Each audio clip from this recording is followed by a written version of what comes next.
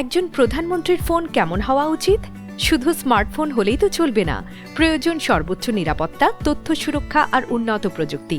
আর ঠিক তেমনই একটি বিশেষ নিরাপদ ফোন ব্যবহার করতে দেখা গেছে বাংলাদেশের প্রধানমন্ত্রী তারেক রহমানকে। সম্প্রতি সচিবালয় থেকে গুলশানী নিজের বাসভবনে যাওয়ার পথে গাড়িতে বসে ফোনে কথা বলছিলেন তিনি। সেই সময় গণমাধ্যম কর্মীদের ক্যামেরায় ধরা পড়ে তার হাতে থাকা একটি ভিন্নধর্মী ফোন। পরে অনুসন্ধানে জানা যায় সেটি সিরিন ল্যাবস তৈরি সিরিন ফিন্নি মডেলের একটি বিশেষ নিরাপত্তা সম্পন্ন স্মার্টফোন। এই ফোনটি সাধারণ স্মার্টফোন নয়।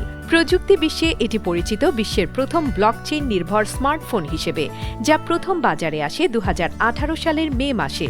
ফোনটিতে ব্যবহার করা হয়েছে স্ন্যাপড্রাগন প্রসেসর এবং সিরিন অপারেটিং সিস্টেম। তবে এই ফোনের আসল শক্তি তার নিরাপত্তা ব্যবস্থায়। তথ্য প্রযুক্তির এই যুগে একজন রাষ্ট্রপ্রধানের ফোনে যতটা সিকিউরিটি থাকা প্রয়োজন, এই ফোনে রয়েছে তার প্রায় সবই। এতে রয়েছে একটি গোপন সিকিউর স্ক্রিন, যা সাধারণ ব্যবহারকারীর চোখে পড়ে না। ফোনটি ব্যবহার করতে হলে ব্যবহারকারীকে ডাবল সিকিউরিটি যাচাইয়ের মধ্য দিয়ে যেতে হয়। ফোন আনলক করার সময় উপরের অংশে একটি আলাদা সিকিউর স্ক্রিন বেরিয়ে আসে। দুই স্ক্রিনে দেখানো নম্বর মিলিয়ে তবেই ফোনটি ব্যবহার করা সম্ভব।